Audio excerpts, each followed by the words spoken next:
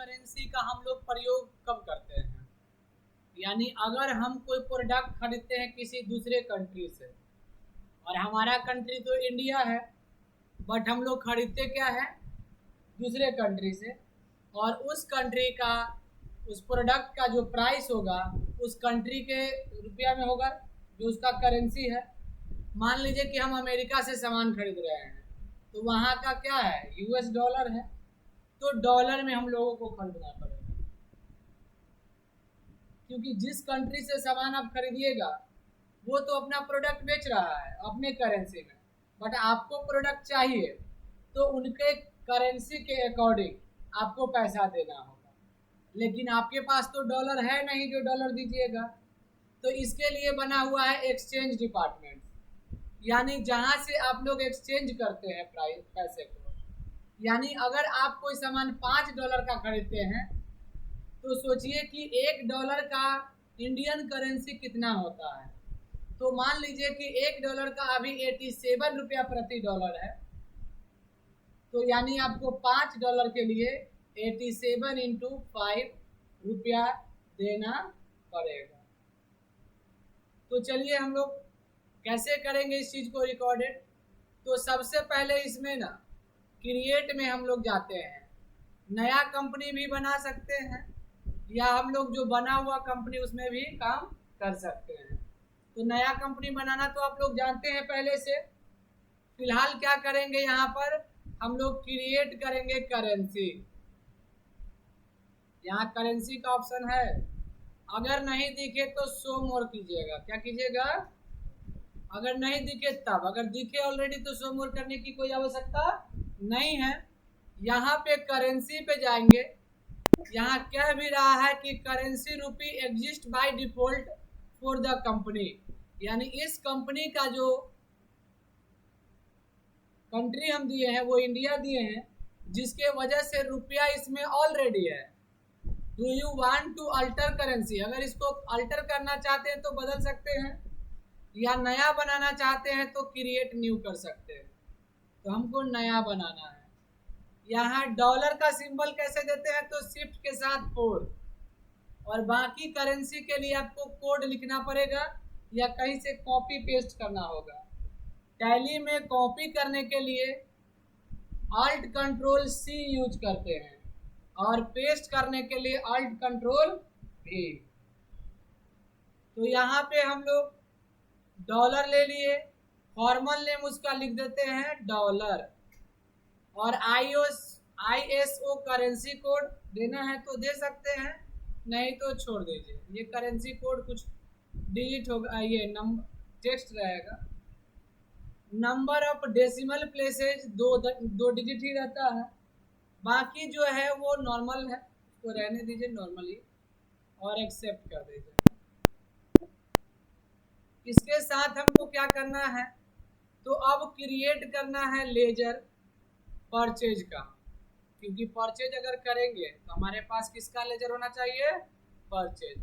अगर purchase accounts का laser already बना हुआ है तो फिर बनाने की आवश्यकता नहीं है, और इसको सेव कर दीजिए। हम जिस पर्सन से परचेज करेंगे, जैसे हम डोनाल्ड दे दिए,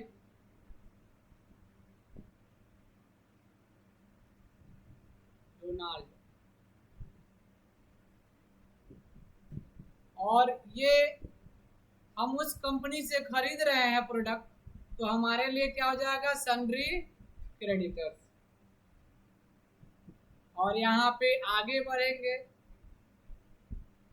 देखिए यहाँ पे एक टॉपिक नहीं आ रहा है कि करेंसी इसका क्या होगा, तो हमको यहाँ पर क्या करना होगा, कॉन्फ़िगरेशन में आना होगा। इसका शॉर्टकट F12 है, आप F12 प्रेस कीजिए और यहाँ से use currency for bank cash ledger, इसको यस कर दीजिएगा, जिससे क्या होगा, सेव करने के लिए कंट्रोल A, यहाँ आने लगा करेंसी ऑफ लेजर, और सिर्फ पार्टी के नेम में करेंसी यहाँ पे डॉलर दे देंगे, क्योंकि इसका करेंसी क्या है, डॉलर।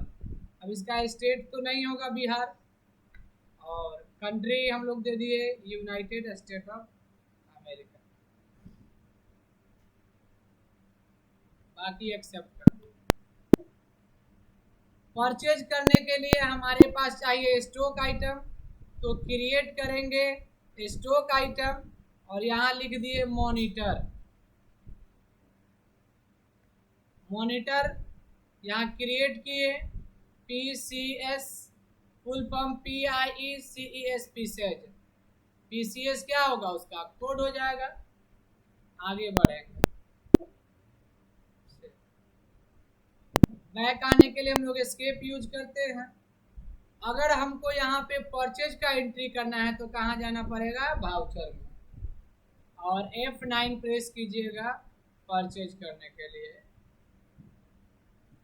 बिल नंबर जो भी होगा वो दे सकते हैं। पार्टी का नाम क्या है, तो हम डोनाल्ड से परचेज कर रहे हैं तो डोनाल्ड होगा। आगे बढ़िएगा, इसमें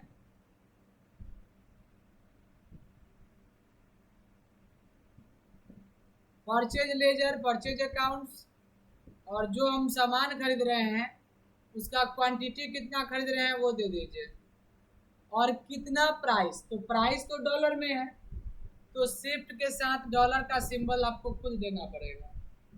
और एक मॉनिटर का प्राइस $125 है, तो 4 मॉनिटर का $500 हो जाएगा टोटल। और आगे जब बढ़ेंगे तो पूछेगा कि कितना रुपया प्रति डॉलर अभी चल रहा है, तो जब आप एक्सचेंज कराने जाइएगा तो कितना रुपया यानी प्रति डॉलर है वो पता चल जाएगा। तो रुपया का सिंबल कैसे लाते हैं, Ctrl+4 से। और अभी 87 हम लोग लेकर चल रहे हैं कि 87 प्रति का मतलब स्लैश और डॉलर शिफ्ट के साथ 4, यानी एक 87 जो है $1 का है तो $500 इंटू 87 हो जाएगा, 43,500 का मॉनिटर 4 पीस होगा। और इसको सेव कर देंगे। लेकिन परचेज तो हम आज किए, और अगर हम पेमेंट कर दिए F5 से, और पेमेंट करते हैं यहाँ पे डोनाल्ड को, $500 का ड्यूज था तो डॉलर में देंगे 500, लेकिन कितना रेट ऑफ एक्सचेंज है 87। अगर आप जिस समय पेमेंट कर रहे हैं उस समय भी एक्सचेंज रेट सेम है तो फिर क्रेडिट कैश करके या बैंक करके इसको सेव कर दीजिएगा, ठीक। लेकिन इसमें अगर प्राइस डिफर होता है, यानी जो रुपया का जिस समय हम पेमेंट के, जैसे खरीदे आज और खरीदने के बाद हम 20 दिन बाद पेमेंट करने गए, जब तक एक्सचेंज रेट बढ़ गया या घट गया, ऐसा तो हो सकता है, घट भी सकता है और बढ़ भी सकता है, लेकिन हम बढ़ा देते हैं 89, तो जब हम 87 के बदले 89 रुपया प्रति डॉलर देंगे तो हमको नुकसान होगा। और अगर हम घटा करके देते तो हमको क्या होता है, प्रॉफिट होता। इसको सेव कर दीजिएगा। जैसे ही सेव करेंगे तो आपको चेक करना है कि फायदा है हुआ या नुकसान, तो उसके लिए आपको बैलेंस शीट में जाना है।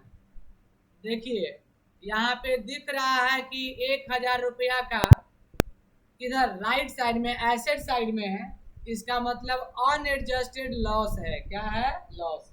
अगर आपको इस साइड दिखेगा अनएडजस्टेड लायबिलिटी साइड, तो वो क्या रहेगा, प्रॉफिट रहेगा। अब इस एडजस्टमेंट के लिए हमको एक एंट्री और करना पड़ेगा, और वो होगा एडजस्टमेंट वाउचर में, यानी जर्नल वाउचर F7। डेबिट में लॉस हुआ है, इस वजह से PL डेबिट होगा। कितना का लॉस हुआ है, $1000 नहीं, 1000 रुपया। और क्रेडिट में हो जाएगा उस पार्टी का नाम।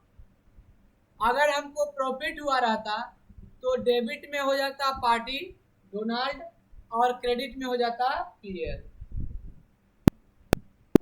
अब हम लोग बैक आएंगे एस्केप से, देखेंगे बैलेंस शीट में जो हमारे पास अनएडजस्टेड दिखा रहा था वो खत्म हो गया है और वो PL में ट्रांसफर हो गया।